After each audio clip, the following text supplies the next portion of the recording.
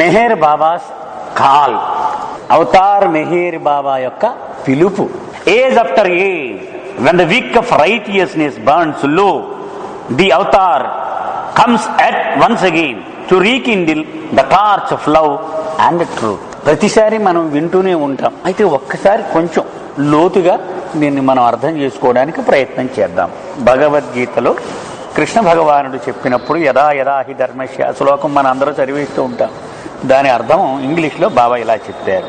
యుగ యుగాలుగా ధర్మజ్యోతి కొడిగట్టినప్పుడు, అంటే దాని వెలుగు తగ్గిపోయి మసగబారినప్పుడు, ఇప్పుడు దీపం చూడండి కాసేపు బాగానే వెలుగుతుంది, కాసేపు బాగా మండిన తర్వాత బాగా మసగ్గా అయిపోద్ది.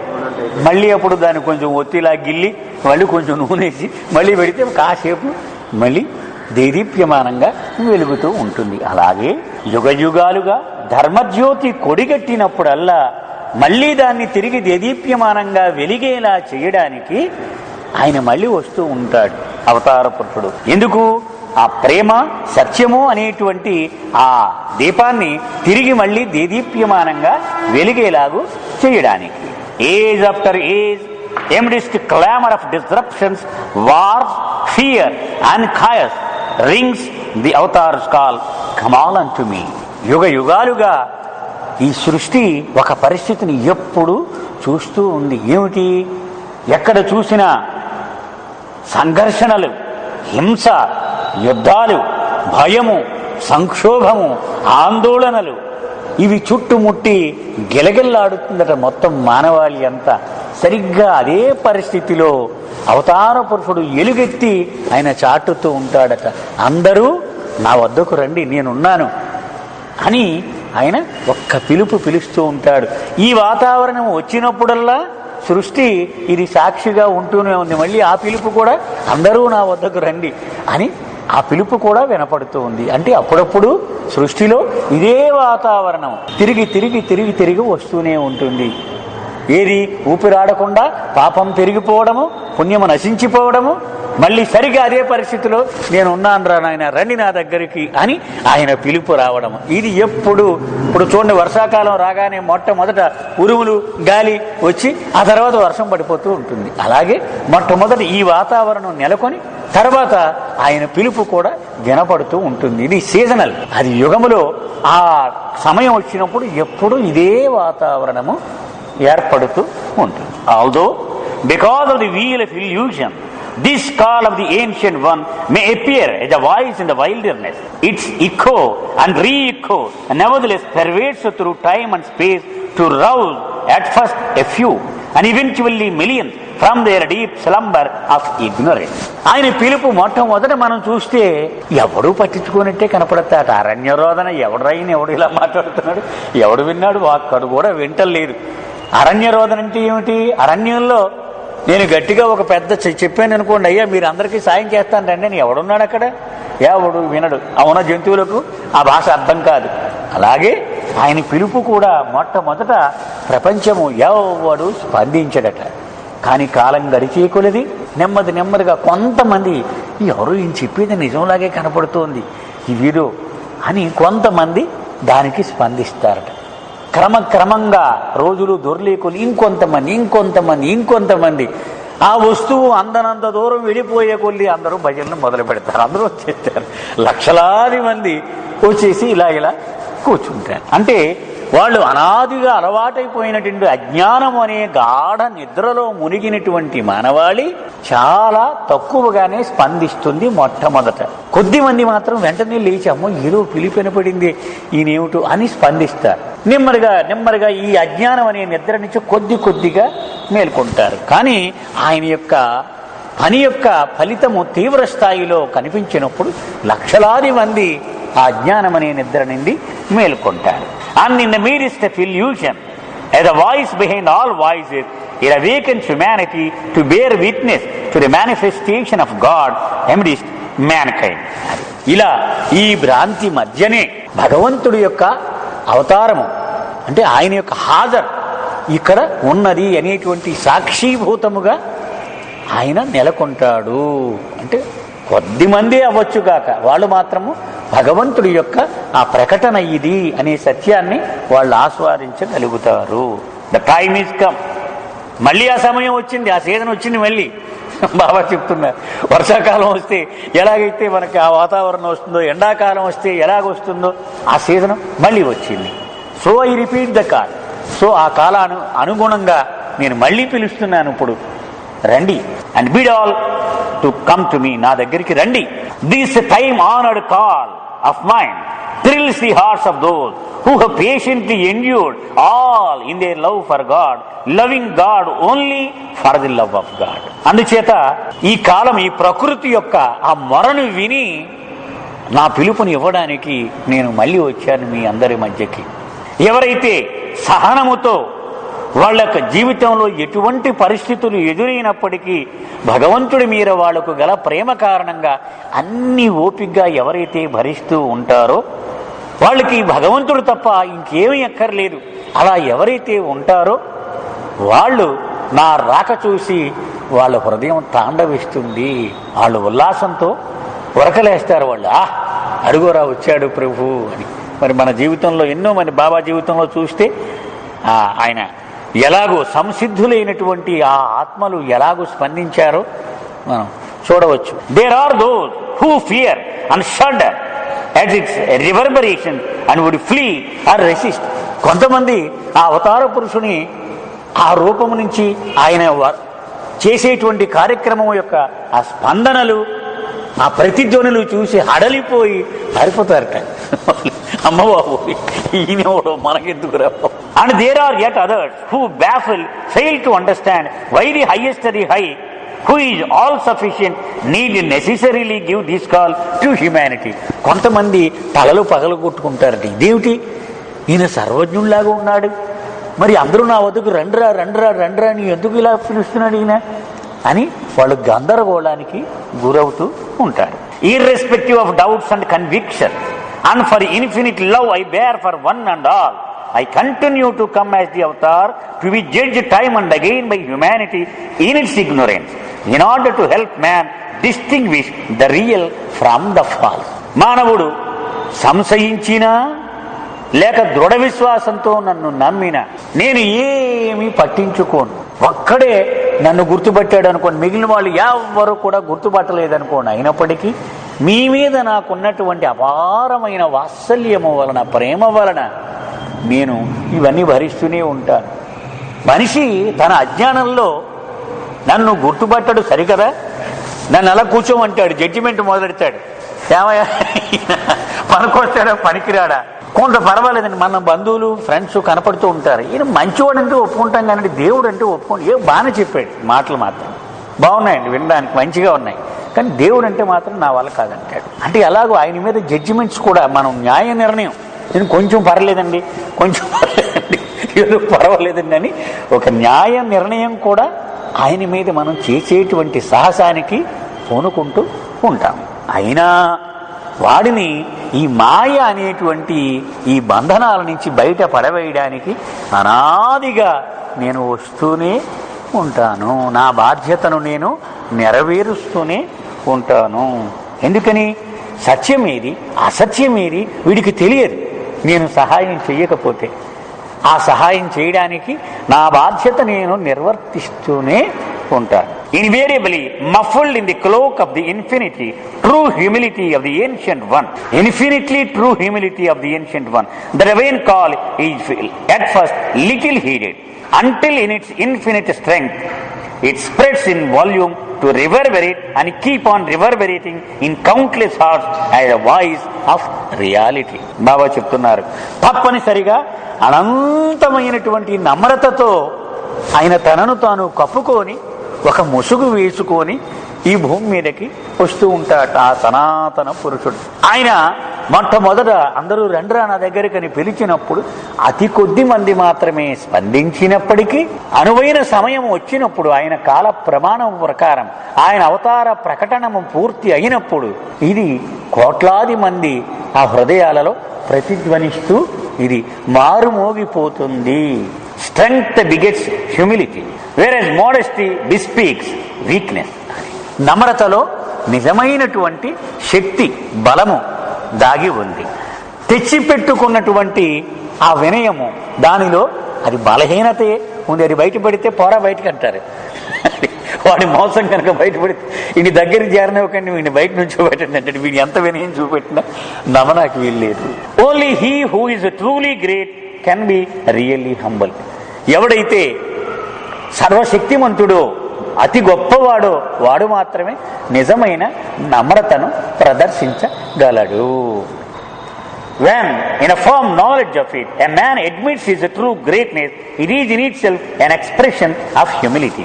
తాను ఎవరో తనకి సంపూర్ణముగా తెలియడం వలన, అయ్యా నేను నువ్వు అనుకుంటున్నట్టుగా అలాంటి వాడిని కాదయ్యా, నా నిజస్వరూపం ఇది అని తనను తాను ప్రకటన చేసుకుంటే అది నమ్రతతో అతను చెప్పిన యథార్థమే అవుతుంది, కానీ అహంకార ప్రకటనము కాదు. మనం ఉదాహరణ చెప్పుకున్నాం. డాక్టర్ గారు క్లినిక్ దగ్గర నుంచి ఉన్నాడు, చాలా మంది పేషెంట్లు క్యూలో ఉన్నారు, అందరూ కొట్టుకుంటూ ఉన్నారు, పేషెంట్ మధ్యలో దూరుతూ ఉన్నారు, వాడిని వెనక్కి లాగి నుంచోబెడుతూ ఉన్నారు. ఎవడో ఒక పెద్ద ఆయన వచ్చాడు, ఆయన లాగేస్తున్నారు, అందరూ గట్టిగా అరిచాడు, నేను డాక్టర్నయ్యా, మీరు కనుక నన్ను వెళ్ళనిస్తే అక్కడ కూర్చొని మీ అందరికీ వైద్యం చేసి పంపిస్తాను. మరి ఇదేడు అహంకారంలా ఉన్నాడు, వీడు డాక్టర్ అన్నాడు, వాడు చెప్పకపోతే వాడి పని ఆడికి చేయలేడు, ఎవరికి సాయము జరగదు. అది ఆ సందర్భంలో ఇక్కడ బాబా చెప్తున్నారు, మనమందరూ ఆయనను అపార్థం చేసుకున్నప్పుడు, ఆయన నిజస్థితి ఏమిటో మనకు తెలియక మనం పొరబడినప్పుడు, ఆయన నా నిజస్థితి ఇదిరా అని తనను తాను ప్రకటించుకున్నప్పుడు అది నమ్రతతో ఆయన చేసిన ప్రకటనయే అవుతుంది. He accepts his greatness as most natural and is expressing merely what he is. అది ఆయన తన అహంకారాన్ని ప్రదర్శించుకోవడానికి కానీ, మీరంతా పనికి మాలిన వాళ్ళు అని చెప్పడానికి కానీ తన గొప్పతనాన్ని తను ప్రకటన చెయ్యడు. ఆయన అతి సహజంగా, ఎరా నాన్న నన్ను పట్టుకో, నేను చూసుకుంటాను, నేను చాలా పెద్దవాడిని, నీకు ఇలాంటి కష్టాలు చాలా తీర్చాను, నేను రా నా దగ్గరికి రా, నేను చూసుకుంటాను అని అతి సహజంగా ఆయన పిలుపు ఉంటుంది. Just as a man would not hesitate to admit to himself and others the fact of his being a man. ఎలాగైతే ఒక మనిషి నేను మానవుణ్ణి అని ఎంత సహజంగా చెప్తాడు, నేను మానవుడిని చెప్తే మానవుడు అంటున్నాడు, ఎంత పొగరు వీడికి అని ఎవరు అనుకోం కదా. అలాగే ఆయన కూడా నేను అవతార పురుషుణ్ణి అని చెబితే తన నిజస్థితిని సహజముగా ఆయన చెబుతున్నాడు అంతే. అది ఆయన కానటువంటి స్థితిని ఆయన చెప్పినట్టు కాదు. For a truly great man who knows himself to be truly great, to deny his greatness would be to belittle what he indubitably is. ఉదాహరణకి ఎల్కేజీ కుర్రోళ్ళు అందరూ కూర్చుని ఉన్నారు, ఆ పిహెచ్డి చదువుకునేవాడు కూడా వచ్చి వాళ్ళ మధ్యన కూర్చున్నాడు. ఏమంటే ఇక్కడ ఎల్కేజీ చదువుకున్న వాళ్ళు తప్ప మిగిలిన వాళ్ళంతా బయటికి వెళ్ళిపోండి అంటే వీడు వెళ్లకుండా కూర్చున్నాడు అనుకోండి, దాని అర్థం ఏమిటి దాని అర్థం? వీడు మోసం చేస్తూ ఉన్నాడు, అంతే కదా, అది నేరము. అలాగే బాబా అంటున్నారు, తన గొప్పవాడయ్యుండి తన గొప్పతనము తనకు తెలిసిండి కూడా ఎదుటి వాళ్లకు తన గొప్పతనము తెలియనప్పుడు, ఒరే నేను గొప్పవాణ్ణిరా, నీలాంటి వాణ్ణి కాదురా అని చెప్పకపోతే అది తప్పే కదా అవుతుంది. Far whereas modesty is the basis of guise, true greatness is free from camouflage. అది అతి వివేకము మనిషి ఏది చెప్పకుండా ఇలా నటించొచ్చుగాక, కానీ నిజమైన నమ్రత ఉన్నవాడు తన గొప్పతనాన్ని సహజముగా చెబుతాడు. ఒరే నాయన, నేను ఇలాంటి వాడిని కాదు, నేను వేరే, నా పరిస్థితి వేరే, నువ్వు నా వల్ల లాభం పడాలంటే రా నా దగ్గరికి, నేను సాయం చేస్తాను. On the other hand, when a man expresses a greatness he knows or feels he does not possess, he is the greatest hypocrite. దీనికి ప్రతిరూపంగా ఇంకొక సందర్భం చెప్తున్నారు. తను ఏ రకంగానూ ఉన్నతి సాధించలేదు, తెలుసు నేను దొంగనే, అన్ని వికారాలు ఉన్నాయి, నాకు అన్ని తప్పులు ఉన్నాయి, ఏదో పుస్తకం కంఠస్థం బట్టి ఇక్కడ కొట్టేస్తున్నాను అంతే అని వాడికి తెలిసి కూడా వాడు ఆశీర్వదిస్తూ సింహాసనం మీద కూర్చొని ఏం పర్వాలేదు అని నీకేం చెప్తున్నాడు అంటే, వాడికంటే కపటి మోసగాడు మరొకడు లేడు. అది పరాకాష్ఠ కపటానికి. Honesty is the man who is not great, and knowing and feeling these firmly and frankly states that he is not great. బాబా చెప్తున్నారు, ఒకడు నేను ఏ రకమైన ఉన్నతి సాధించలేడు, నాకు తెలుసు నేను అతి సాదా సీదా సగటు మనిషిని ఏ రకంగానూ సద్గుణాలు ఏమి లేవు, మిగిలిన వాళ్ళందరికీ ఉన్న వికారాలు నాకు ఉన్నాయి అని తెలిసి, అయ్యా నన్ను వదిలేయండి సార్, నేను మామూలు వాడిని, నాకు ఏమీ తెలియదు అని వాడు అంటే వాడు చాలా నిజాయితీ అయినవాడు. ఎందుకని తనకు లేనటువంటి గొప్పతనము ఉన్నది అని అతను ఎప్పుడు చెప్పలేదు. నేను సాదా మామూలు వాడినే అని చెబుతూ ఉన్నాడు. కాబట్టి there are more than a few who are not great, yet they show a humility and a genuine belief of their own work. ప్రపంచంలో చాలా మంది ఉన్నారు, బాబా స్పష్టంగానే చెప్తున్నారు. వాళ్ళు లోపల ఉన్నతి సాధించకపోయినా తెచ్చి పెట్టుకున్నటువంటి నమ్రత ప్రదర్శిస్తూ ఉంటారు. ఇలా ఇలా అంటే ఏదో లోపల వాడి ఉద్దేశము వేరే ఉన్నది. వాడికి తెలుసు వీళ్ళంతా ఇంత గౌరవం ఇవ్వడానికి నేను అర్హుడిని కాదు అని తెలుసు వాడికి. లేకపోతే ఆ పీఠంలోనే కూర్చోకూడదు వాడు, అంతే కదండి. వాడు మనతోటి పాటు అక్కడ కూర్చోవాలి. ఇక్కడ పెద్ద విక్రమార్క సింహాసనం వేస్తే ఆ హైట్లో అక్కడ దాని మీద అలంకరణ మీదే కూర్చోకూడదు. నేను మీలాంటి వాడిని.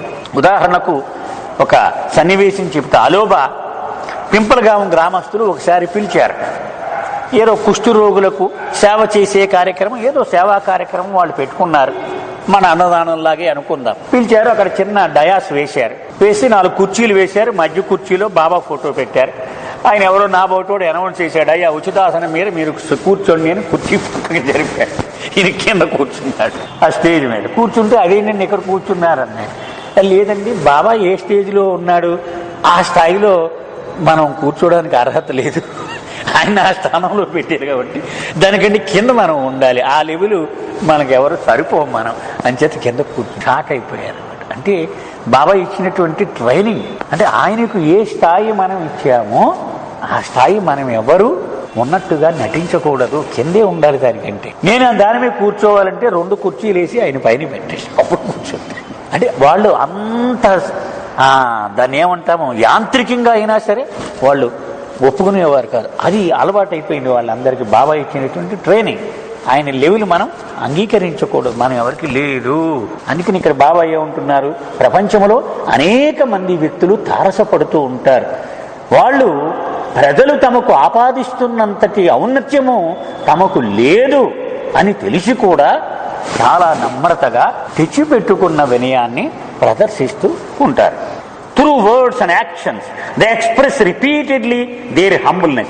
వాళ్ళ మాటల్లోను వాళ్ళ చేతల్లోను మాటికి చెప్తూ ఉంటారట. వాళ్ళు తమ వినయాన్ని వాళ్ళు చూపెడుతూ ఉంటారు, ప్రదర్శన చేస్తూ ఉంటారు.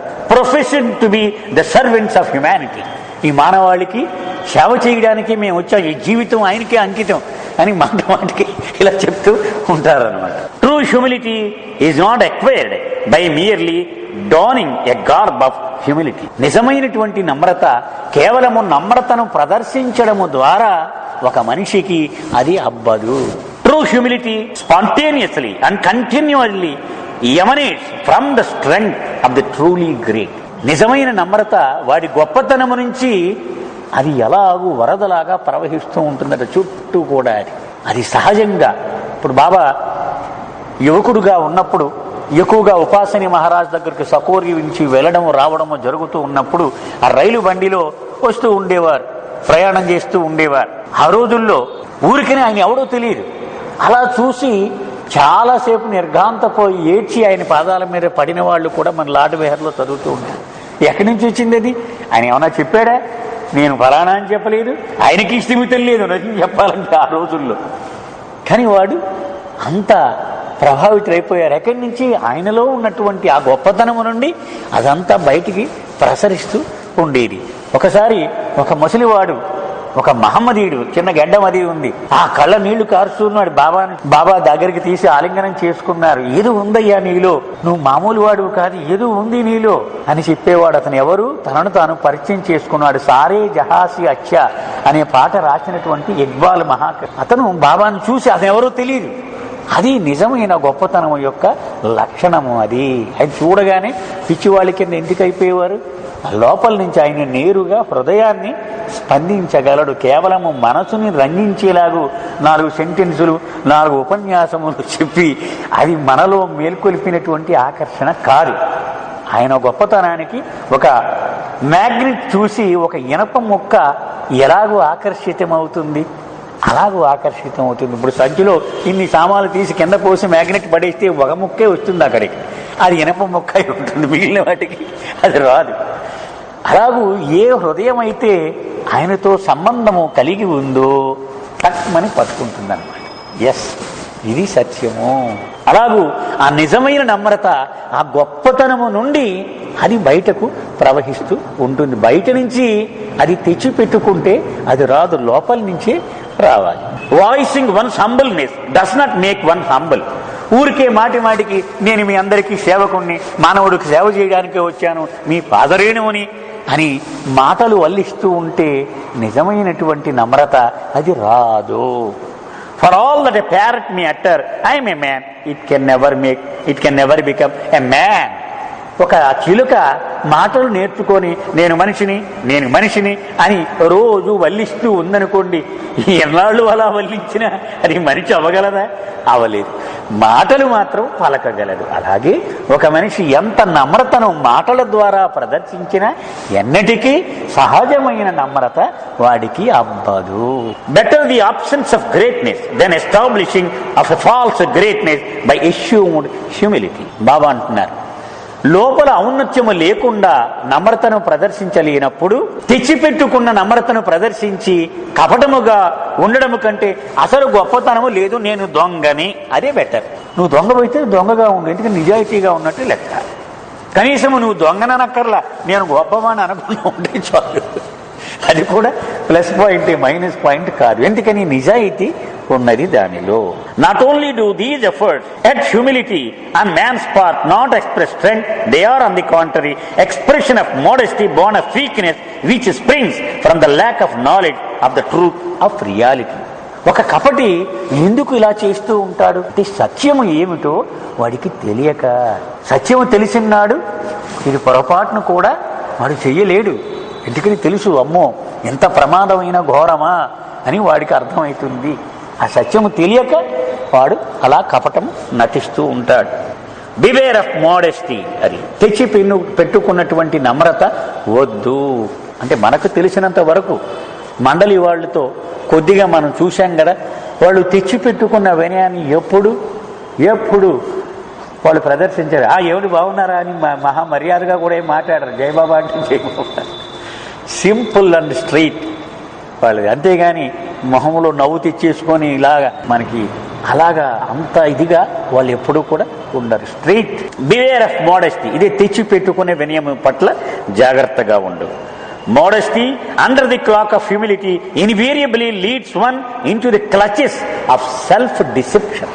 ఇది అలవాటైతే నిన్ను నీవే మోసం చేసుకుంటావు ఒక రోజున. ఇది అలవాటైపోతే అంటే నేను నలుగురు నమస్కారం బట్టి ఏమండి ఇది తెలుసా రామతీర్థ గారు అంటే మామూలు అనుకుంటున్నారా మీరు? మొత్తం ఏం అడగండి, బాబా లిటరేచర్లో కంఠస్థం ఈయన ఇంచుమించు 1-2లో ఉంటాడని నేను సరదాగా అంటే రేపటి నుంచి ఆయన నేను 2లోకి ఎప్పుడు వెళ్తానంటారు, 1లోనే ఉన్నానా ఇంకా అంటే అది మనల్ని మనము మోసం చేసుకునేటువంటి పరిస్థితికి వెళ్ళిపోతుంది. ఆ గైడ్ సినిమా, ఆ దేవానంద్ మనం చూసే, మరి ఎంతమంది చూసారో తెలియదు. అంటే అందరూ నమస్కారం పెడుతుంటే అలవాటు అయిపోతుంది. అది రోజు అందరూ నమస్కారం పెడుతుంటే అలవాటు అయిపోతుంది. మర్నాటి నుంచి వీడు అదే స్టేజ్ కంటిన్యూ చేసి ఇస్తూ ఉంటాడు. బాగోదు కదా, అది అలవాటు అయిపోతుంది. ఎవడన్నా నమస్కారం పెట్టకపోతే ఎవరండి వాడు కొత్తగా వచ్చాడా, ఏ ఊరని మీదే నడుపుతాడు. ఎందుకని అలవాటు అయిపోయింది. వాడు నమస్కారం పెట్టకపోతే తేడాగా ఉంటుందన్నమాట. అది నన్ను నేను మోసం చేసుకోవడంలో పడిపోతూ ఉంటాను. Modesty breeds egoism. అది ఈ తెచ్చిపెట్టుకున్న దీనివల్ల, ఈ నమ్రత వలన నాలో అహం బాగా పెరుగుతుంది. And man eventually succumbs to pride through assumed humility. దీని ద్వారా వీడిలో స్వాభిమానము, గర్వము ఇవన్నీ బాగా పెరిగిపోతాయి. అంటే నేను ముఖ్యమైన వాడిని అనేది బాగా వంటబడుతుంది. మెహర్ బాబాస్ కాల్, మెహర్ బాబా యొక్క పిలుపు అనేటువంటి సందేశాన్ని మనం చదువుతూ ఉన్నాం. అంటే ఒక పెద్ద నిడివి ఉన్నటువంటి సందేశాన్ని ఒక హెడ్డింగ్ పెట్టి దాని కింద బాబా ఇచ్చారు చాలా సందేశాలు. అవన్నీ మనం ఒక్కసారి చదువుకుందాము అనే ప్రయత్నంలో భాగంగా మనం ఇది చదువుతూ ఉన్నాం. అందులో బాబా చెప్పింది ఏమిటి? క్లుప్తంగా, యుగ యుగాలుగా ధర్మజ్యోతి కొడిగట్టినప్పుడల్లా తిరిగి ఆ ధర్మజ్యోతిని దేదీప్యమానంగా వెలిగేలా చేయడానికి నిరాకార రూపంలో ఉన్నటువంటి పరమాత్ముడు అవతరిస్తూనే ఉన్నాడు అనేటువంటి విషయం మొట్టమొదట బాబా దానిలో చెప్పారు. అయితే ఇది అనాదిగా జరుగుతూ ఉంది. ఎప్పుడు అధర్మం పెరుగుతుంది, వస్తూ ఉంటాడు.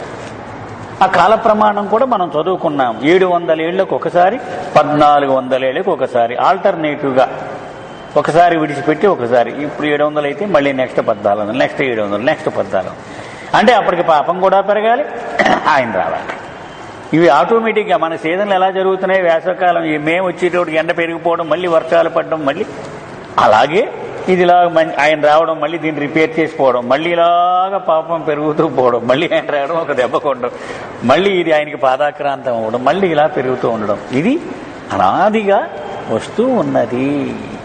అయితే బాబా ఏమంటున్నారంటే, ఆయన వచ్చినప్పుడల్లా ఒకే ముఖ్యమైన పిలుపు, అందరూ రండిరా నా దగ్గరికి, నేను వచ్చాను మళ్ళీ అని చెప్తూ ఉంటాడు. అది అవతారని పిలుపు. కమాల్ అంటూ మీ, అందరూ నా వద్దకు రండి. ఇవాళ ఎడ్మిల్లో చదివానమ్మా, హైదరాబాద్ నుంచి వచ్చేటువంటి మెసేజ్లు చదివాను ఇవాళ. అందులో శ్యామ్ కెరావాలా అతన్ని లడ్ డంఫిల్ అనే ఆయన ఇంటర్వ్యూ చేశాడనమాట. అందులో ఒక ముఖ్యమైన విషయం, నువ్వు బాబాతో చాలా విషయాలు ముఖాముఖి చర్చించావు అని మేము విన్నాము, ఒక విషయం మీద నువ్వు అడిగావని కూడా తెలిసింది, అది మాకు చెప్పవా అని అడిగాడు ప్రశ్న. అది ఏమిటంటే, శత్రుఘ్న కుమార్ ఇతను ఎవరు, శ్యామ్ కెరావాలా బాబా ఎదురుగుంటే ఈ ఒక డిస్కషన్ పెట్టుకున్నారు. అదేమిటంటే ఇతను చెప్తున్నాడు, ఈ అవతారంలో నాకు నచ్చిన విషయం ఏమిటయ్యా అంటే, ఈ కర్మకాండని తీసి పారేశాడు బాబా, అది మాత్రం శభాష్ అనిపిస్తోంది నాకు అని శ్యామ్ కెరావాలా శత్రుఘ్న కుమార్తో అన్నాడు. శత్రుఘ్న కుమార్ అన్నాడు, లేదే బాబా కూడా హారతి ఇవ్వండి అంటున్నాడు, వీళ్ళందరూ చుట్టూ చేరి ప్రార్థనలు చేస్తున్నారు, ఇవన్నీ మామూలుగానే కొనసాగుతూ ఉన్నాయి, ఎక్కడికి పోయినాయి ఇవన్నీ ఉన్నాయని నాకైతే అనిపిస్తుంది, ఆయన తీసి పారేయాలి అని హారతి చేయమంటున్నాడు, భజన చేయమంటున్నాడు, ఇవన్నీ మామూలుగానే నడుస్తున్నాయి, వాళ్ళంతా నుంచుంటున్నారు, ఇలా నుంచుంటున్నారు, ఇలా హారతి ఇస్తున్నారు, ఇవన్నీ నడుస్తున్నాయి బాబా సమక్షంలో కూడా, మరి తీసి పారేయడం ఏమిటి? అయితే బాబా దగ్గరికి వెళదాం అదని ఇద్దరు కలిసి బాబా దగ్గరికి వెళ్ళారు. అప్పుడు బాబా ఇచ్చిన క్లారిఫికేషన్ ఈవేళ దానిలో వచ్చిందనమాట. శ్యామ్ కెరావాలా చెప్పాడు, అవి ఉంటాయి, అవి పూర్తిగా పోవడం కష్టం బాబా అన్నమాట, కానీ చాలా విశిష్టమైన మార్పు వస్తుంది నా యొక్క కార్యక్రమం వలన. అది ఏమిటి? నాకు ఆరాధన చేయడానికి వచ్చినప్పుడు అన్ని మతాలు కలిసిపోతాయి అన్నాడు బాబా. వచ్చి అందరూ హారతిస్తారట, అందరూ ప్రార్థన చేసి వెళ్ళిపోతారట, అన్ని మతాల వాళ్ళు మీరు చూస్తారు మీరందరూ అని బాబా చెప్పారు. దానిలో all religions without difference, without any iota of division among them, they will join with one heart to offer homage to me, to offer prayers to me, to sing my arati అని బాబా చెప్పారు. Clarification ఇవాళ అడ్మిన్లో ఉంది చూడండి sir, అవతారమెహర్.org. అంటే అవతార పురుషుడు అలా వచ్చి కమాలంటుమి అని చెప్పినప్పుడు తొలుత ఎవడో విండు, ఏమిట్రా ఇలా అరణ్యరోధంలా ఉంది, నీదో అలా పిలుస్తున్నాడు వెళ్ళిపోతున్నాడు, అక్కడ కూడా పట్టించుకోవటం లేదు అని అనుకుంటుంది ప్రపంచం. కానీ కాలం గడిచే కొద్దీ నెమ్మదిగా అది ప్రతిధ్వని బలం పుంజుకొని ఆయన పిలుపు కొద్దిమంది, ఇంకా కొద్దిమంది, ఇంకా కొంతమంది, నెమ్మదిగా ఎక్కువ మంది, ఆఖరికి లక్షలాది మంది ఆయన పిలుపుకు ప్రభావితులై ఆయనను ఆరాధించడం మొదలు పెడతారు. ఆఖరికి మానవాళిని ఈ అజ్ఞానం అనేటువంటి నిద్ర నుండి వాళ్ళని మేలుకొలిపేటువంటి స్థాయికి అది వెళుతుంది. మళ్ళీ ఆ సమయం వచ్చింది, అదే సీజన్ ఇప్పుడు వచ్చింది.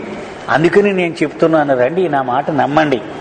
అయితే బాబా చెప్తున్నారు, ఆ పిలుపుకి ప్రపంచములో విభిన్నమైనటువంటి మనుషులు విభిన్నంగా స్పందిస్తారు అని కూడా చెప్పారు. ఉదాహరణకి ఎవడెవడైతే భగవంతుని రాక కోసం ఎదురు చూస్తూ ఉన్నాడో వాళ్ళు ఎగిరి గంతేస్తారట ఈ పిలుపు వినగానే, ఆహా వచ్చాడు మన తండ్రి వచ్చాడు. మనం మరి మండలి వాళ్ళంతా ఎవరు? వాళ్ళే. ఇప్పుడు అలాగే తొలిసారి బాబా పశ్చిమ దేశాలకు వెళ్ళగానే వాళ్ళు పిచ్చివాళ్ళలాగా బోరు నేర్చి ఆయన పాదాల మీద పడిపోయిన వాళ్ళందరూ ఎవరు?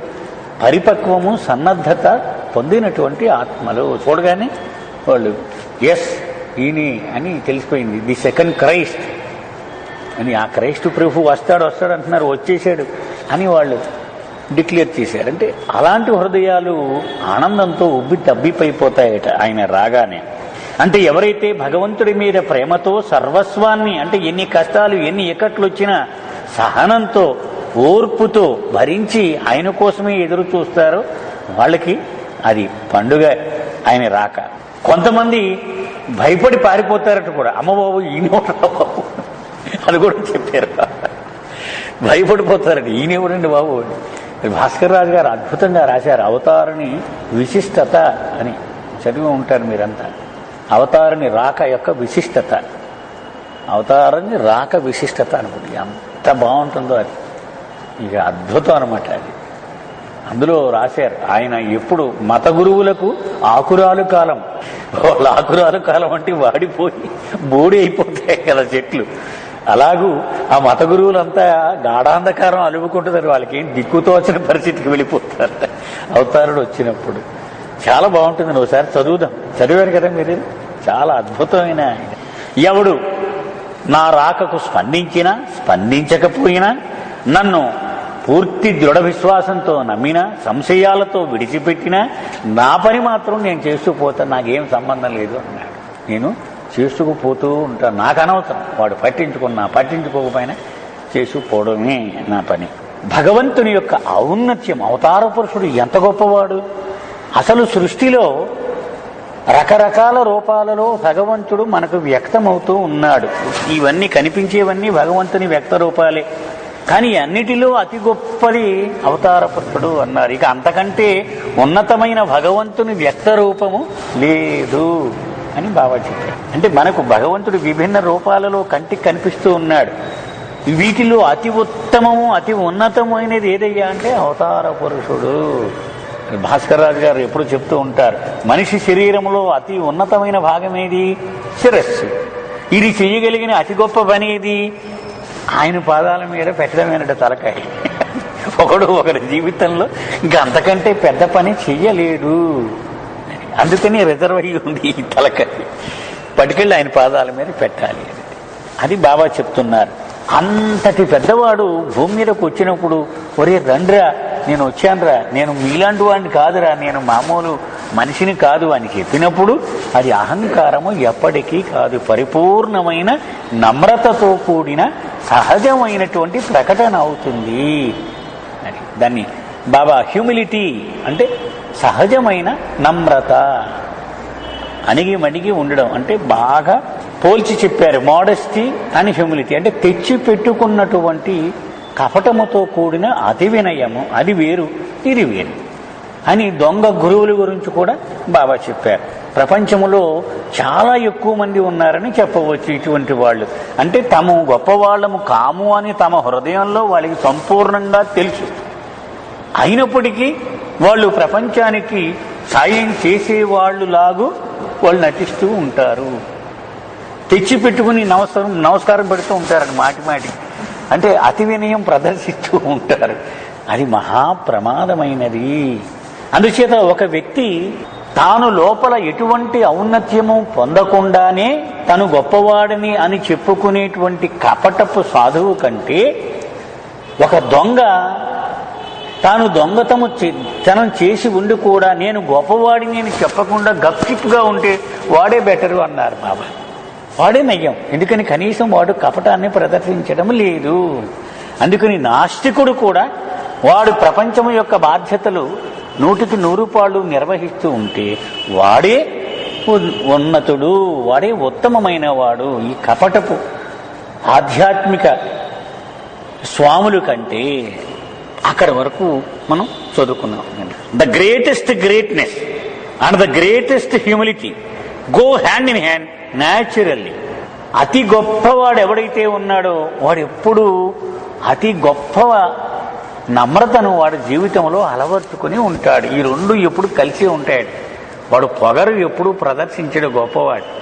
గొప్పవాడు కానప్పుడే పొగరు ప్రదర్శిస్తూ ఉంటాడు. గొప్పవాడు ఎప్పుడు ఒదిగి ఉంటాడు, అణిగి మణిగి ఉంటాడు. When the greatest of all says, I am the greatest, it is but a spontaneous expression of an infallible truth. అది పరమేష్టి భాస్కర్ రాజు గారు అన్నట్టు. అంటే ఈ సృష్టిలోనే పెద్దవాడైనటువంటి వాడు ఒరే నేను గొప్పవాడినిరా నా మాట నమ్ము అంటే అది వాడి అహంకార ప్రకటన ఎంత మాత్రమూ కాదు. తిరుగులేనటువంటి సత్యాన్ని మాత్రమే వాడు చెప్పినట్టు లెక్క. The strength of his greatness lies not in raising the dead. అతను నిజంగా గొప్పవాడా కాదా? ఎక్కడుందండి అతను గొప్పతనము అంటే అది చనిపోయిన వాడిని ఇలా ముట్టుకుని లేపడంలో లేదని అతను గొప్పతనం. But in his great humiliation when he allows himself to B ridiculed. అతని గొప్పతనం ఎక్కడ? సర్వశక్తిమంతుడు అయి ఉండి కూడా అన్ని అవమానాలు భరిస్తాడట. ఉమ్ము వేస్తే తుడుచుకుని పోతాడట ఆయన. అందులో ఉంది అతని గొప్పతనము. హ్యూమిలియేషన్ అంటే అవమానాలు పాలవడము. Ridiculed, persecuted and crucified. మనం కృష్ణుని ఏం చేశాము? అవమానాలు, అపహాస్యం. ఆయన సభలో నిలబెట్టి ఎవడికి వచ్చింది వాడు తిడుతూ ఉండేవారు, అలాగ భరిస్తూ ఉండేవారు. అలాగే మహమ్మద్ని ఏం చేశాం? రాళ్లు పెట్టి కొట్టి కొట్టి కొట్టి పారిపోయి దాక్కునేవాడు. క్రైస్తుని ఏం చేశాం? సజీవంగా సిలువ కూడా వేసేశాం. ఇవన్నీ అతను భరిస్తూ ఉంటాడు. ఏది? సర్వశక్తి మయుడు అయి ఉండి కూడా. At the hands of those who are weak in flesh and spirit. ఇంతకీ ఈ కొట్టేసేవాళ్ళు ఎవరు? ఆయన ముందు నిలబడ్డానికి కూడా తాహత లేని వాళ్ళు బక్క ప్రాణులు.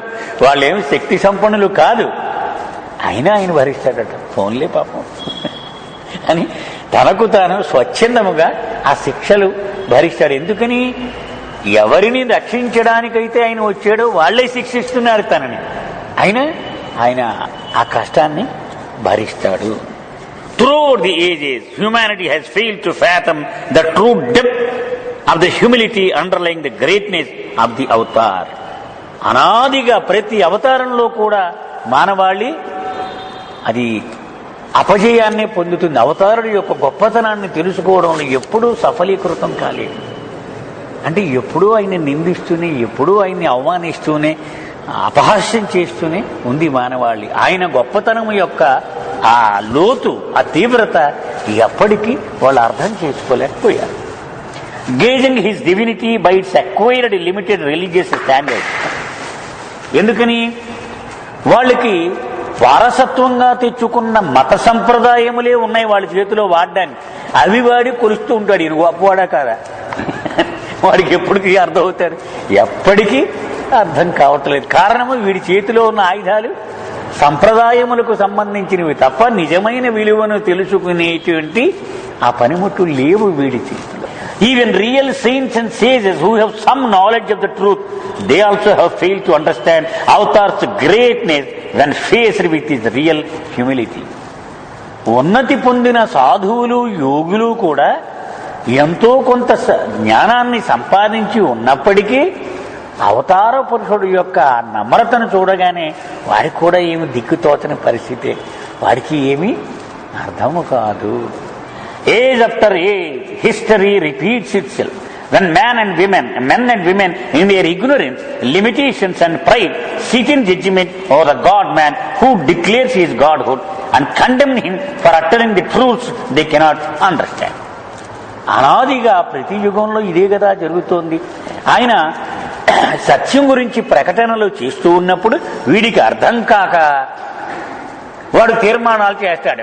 మనకు అర్థమని భాష మాట్లాడుతున్నాడు వీడెవడో, వీడిని మనం నిందిద్దాం, వీడిని శిక్షిద్దాం అని ఆయన మీద నిరసనకు పొనుకుంటూ ఉంటారు. ఎందుకని? వీడు సిద్ధంగా లేడు ఆయన చెప్పిన విషయాన్ని అర్థం చేసుకోవడానికి. ఏం చెప్తున్నాడు? నీదంతా తప్పు అంటున్నాడు. నేను ఎలాగ తప్పు? ఇన్నాళ్ళు చేసింది నేను తప్పు ఎలాగవద్దు నో అంటున్నాడు వీడు.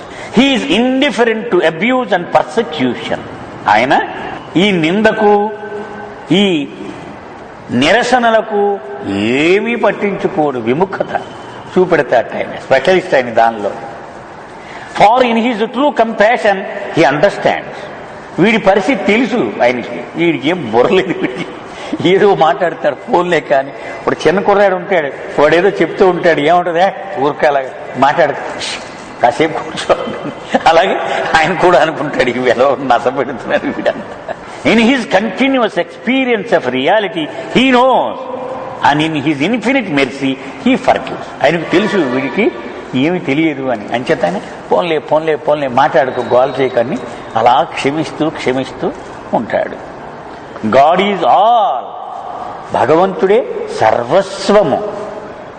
God knows all. భగవంతుడికి సర్వస్వము తెలుసు. And God does all. నిజానికి అసలు చేసేది కూడా అంతా భగవంతుడే. When the Avatar proclaims is the ancient one, it is God who proclaims his manifestation on earth.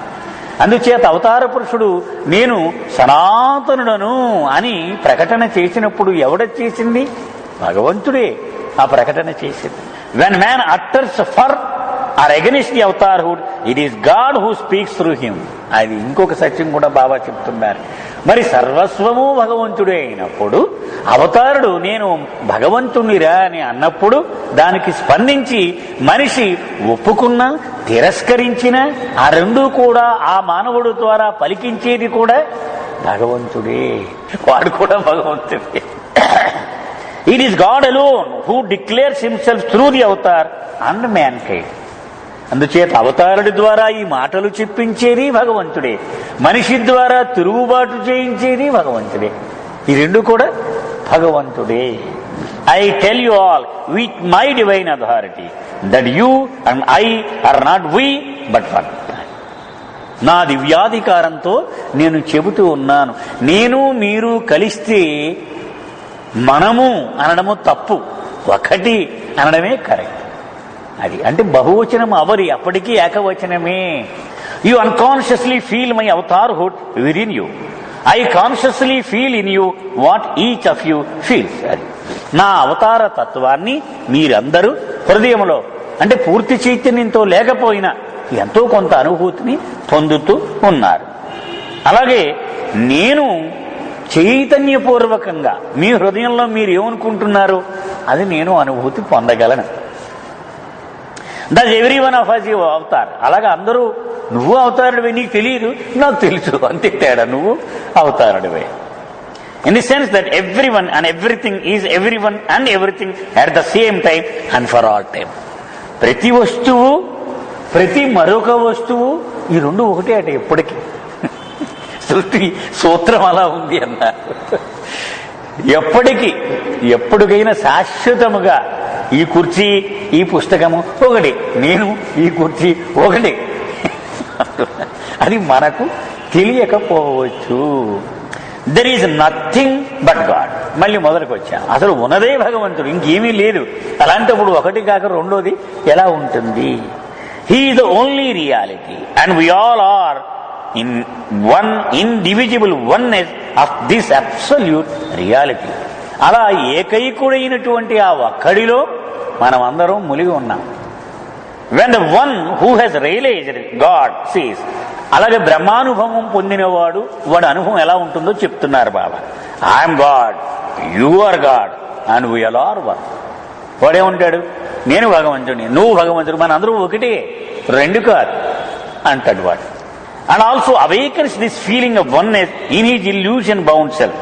అది వాడు మాయలో ఉన్నప్పటికీ కూడా వాడి అనుభవం పొందగానే ఒరే నువ్వు వేరు కాదురా, అందులో ఒక్కడివే అని వాడు అనుభూతి కూడా పొందుతాడు.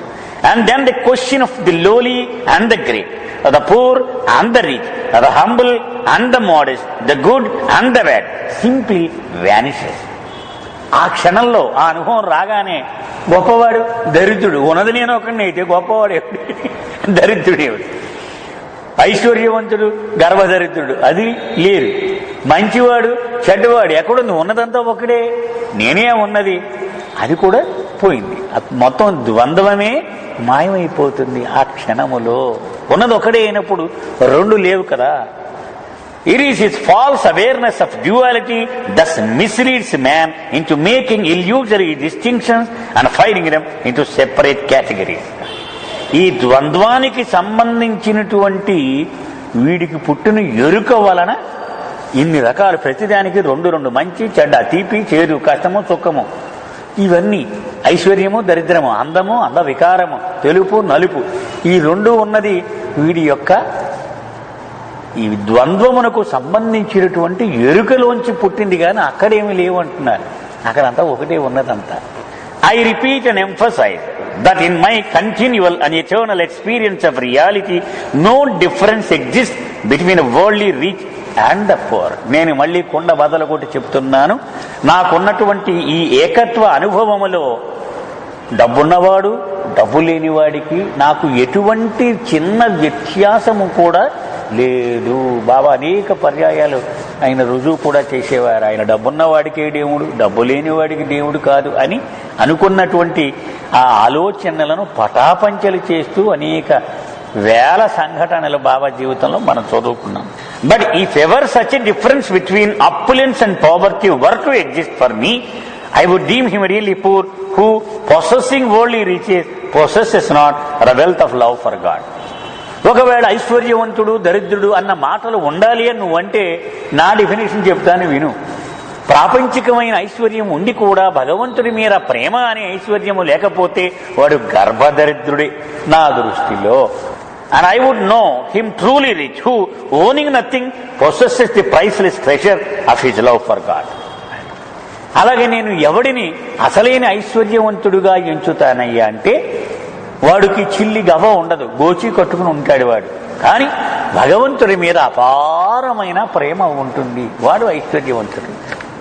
His is the poverty that kings could envy and that makes even the king of kings his slave. వాడు ఐశ్వర్యం ఎంత గొప్పదంటే రాజు అసూయపడతాడు వాడి ఐశ్వర్యం చూసి. అంతేకాదు వీడికి బానిసైపోతాడు రాజు కూడా. ఆ నవజీవన గేయంలో ఆ గనితో బాబా రాయించింది ఇదే.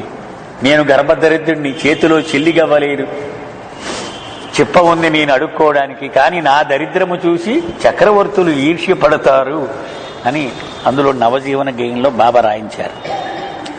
Know therefore that in the eyes of God the only difference between the rich and the poor is not of wealth and poverty, but in the degrees of intensity and sincerity in the longing for God. అందుచేత భగవంతుని దృష్టిలో డబ్బు ఉన్నవాడు డబ్బు లేనివాడు అనేటువంటి వ్యత్యాసము భౌతిక సంపదను బట్టి నిర్ణయించబడదు. దానికి ఒకే ఒక్క ప్రమాణం ఏమిటిది? భగవంతుడి మీద వాడికి ఉండేటువంటి ప్రేమ యొక్క తీవ్రత ఏ స్థాయిలో ఉంది అనేది నిర్ణయిస్తుంది. వాడు ఐశ్వర్యవంతుడా దరిద్రుడా? వాడి తీవ్రత ఎక్కువగా ఉంటే ఐశ్వర్యవంతుడు, ఏమి లేరు వాడు దరిద్రుడు. Love for God alone can annihilate the falsity of the limited ego on the basis of life ephemeral. అది క్షణభంగురము తాత్కాలికము అయిన ఈ జీవితమునకు ఆధారభూతమైనది ఏది బాబా చెప్తున్నారు. పరిమితమైన నీ అహము, అది దీనికి అంతటికి నాటకం ఆడిస్తుంది. అది ఉండడం వల్లే నీ పరిమితులు అన్నీ నీ చుట్టూ సతాయిస్తూ ఉన్నాయి. ఇవన్నీ కూడా దానిని సమూలంగా నాశనం చేసేయాలంటే భగవంతుడి మీద ప్రేమ ఒక్కటే సాయం చేస్తుంది అది తీసేయడానికి, లేకపోతే అది పోదు.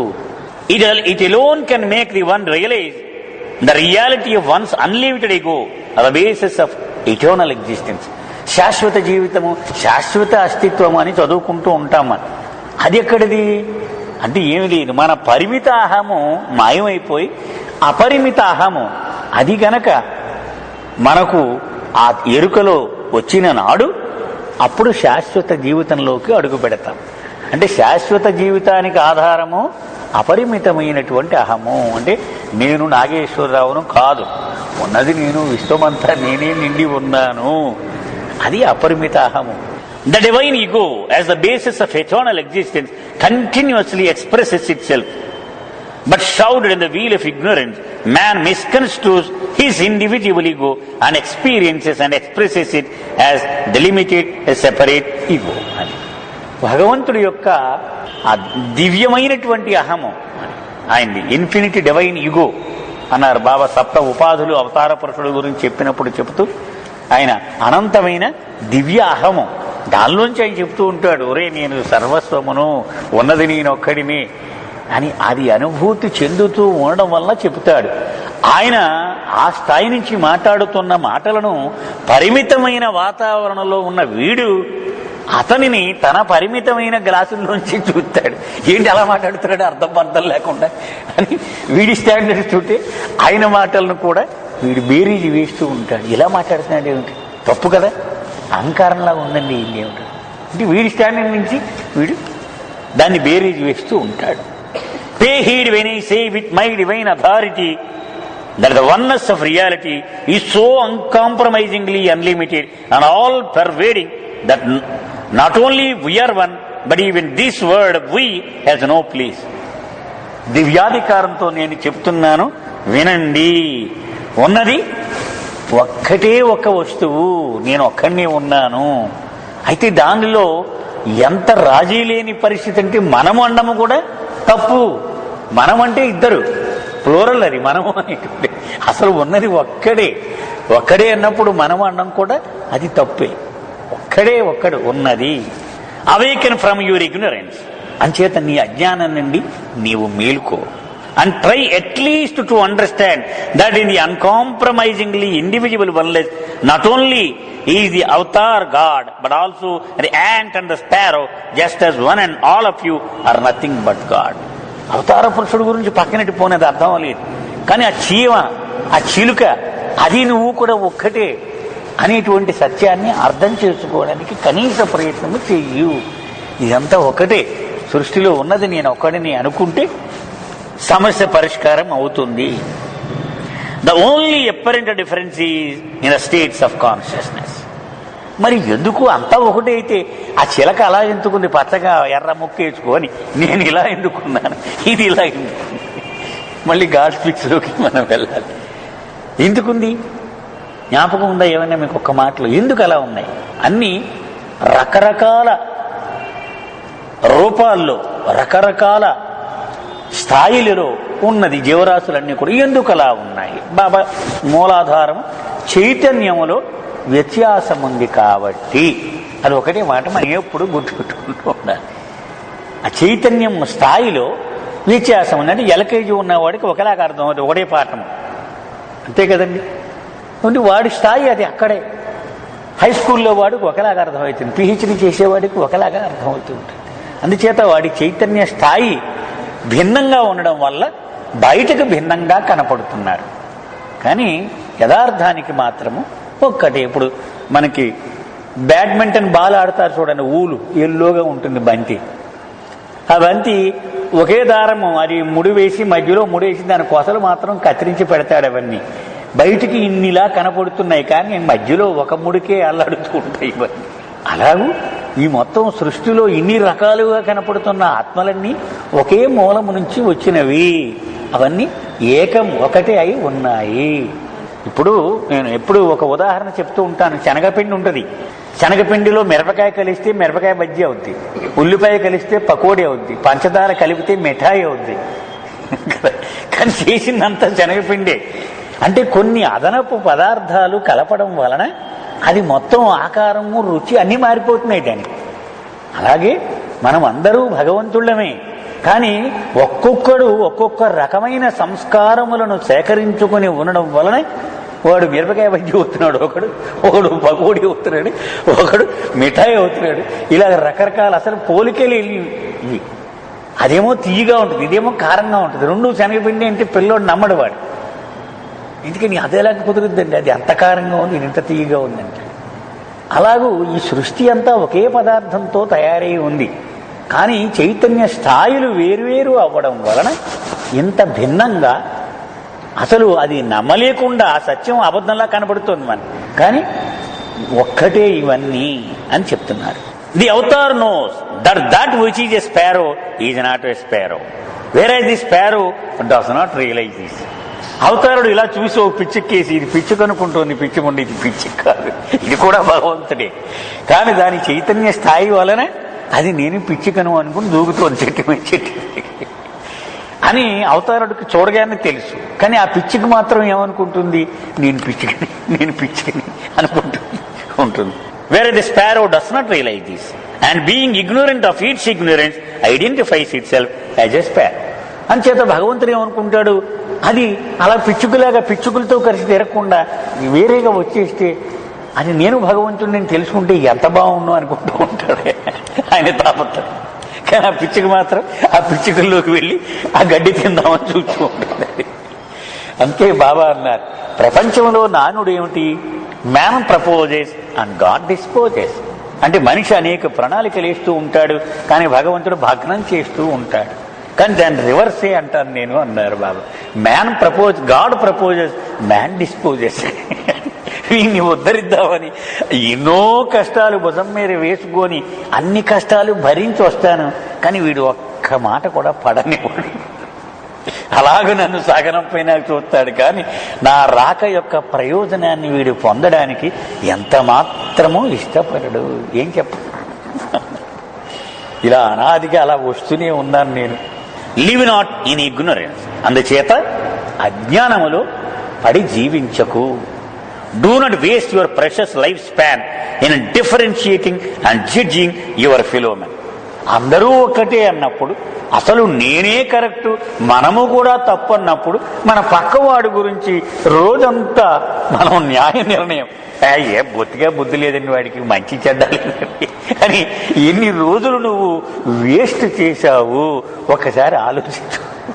అంటే నీ జీవితాన్ని ఎంత వ్యర్థం చేసుకున్నావు, ఎంత వృధా అయిపోయింది. నీకున్న 60 ఏళ్ళు 70 ఏళ్ళ విలువైనటువంటి సమయం, the aim of life is to love God అని బాబా చెప్పారు కదా. ఎందుకయ్యా నీకు ఈ జీవితం ఇచ్చాడంటే భగవంతుడిని ప్రేమించగలవేమో అని ఇచ్చాడు. అని మానేసి పక్కవాడి మీద మనం జడ్జిమెంట్ చేస్తూ వృధా చేసుకుంటూ ఉన్నాము. But to learn to long for the love of God. దీని బదులు పనికొచ్చే ఏడు అంటున్నారు ఆయన. ఏమిటిది? భగవంతుడి మీద తపన పెంచుకోవడం, ఆ ప్రేమ కోసం అది అలవరుచుకో. Even in the midst of your worldly activities, live only to find and realize your true identity with your beloved God. నీ నిత్య జీవితములో దైనందిన కార్యక్రమాలు నెరవేరుస్తూ ఉన్నప్పుడు కూడా భగవంతుడితో నేను ఏకమే సుమా అనేటువంటిది యాంత్రికంగా అయినా నీవు అభ్యాసము మొదలుపెట్టు. అదే మై విష్లో యాంత్రికంగా బాబా చెప్పారు. నేను కాఫీ తాగుతూ ఉంటే బాబా కాఫీని ఆస్వాదిస్తున్నాడు. బలి ఉంది బాబా ఈవేళ కాఫీ, నువ్వు కూడా తాగు నాతో పాటు అలా అనుకోమన్నాడు. మంచి స్వీట్ తింటూ ఉంటే బాబా నాతోటి బాబా అలాగ అనుకుంటే నెమ్మదిగా ఇది యాంత్రికమే, నవ్వురా వచ్చింది, ఎలా కుదురుద్ది నేనేమన్నా అనుకుంటా. కానీ ఒకనాటికి అది నిజముగా అయిపోతుంది. Be pure and simple and love all because all are one. అంచేత సాధ్యమైనంత వరకు పరిశుద్ధంగా ఉండు, సరళంగా ఉండు, ఊరికే కాంప్లికేటెడ్గా వద్దు. అందరినీ ప్రేమించు అని ఎందుకు చెప్తున్నాను? అందరూ ఒకటే. నీ చెయ్యిని ఎందుకు ప్రేమిస్తున్నావు నువ్వు? నీ కాళ్ళు శుభ్రంగా కడిగేస్తావు, ఇక్కడ మచ్చపడితే గబగబా రాసి కడిగేసి క్రీమ్ రాసేస్తావు. ఎందుకని? ఇది నాది. కానీ ఆ పక్కన ఉన్నవాడు కూడా నువ్వే, అది నీకు తెలియడం లేదు. వాడు నువ్వు కూడా ఒక్కటే. అందుచేత మరి వాడిని కూడా నువ్వు ప్రేమించగలగాలి. Live a sincere life, be natural. అంచేత నిష్కల్మషంగా ఉండు. మరి వాడు నువ్వే, నువ్వు వాడు తేడా కాదు. బీ న్యాచురల్, సహజంగా ఉండు. And be honest with your self.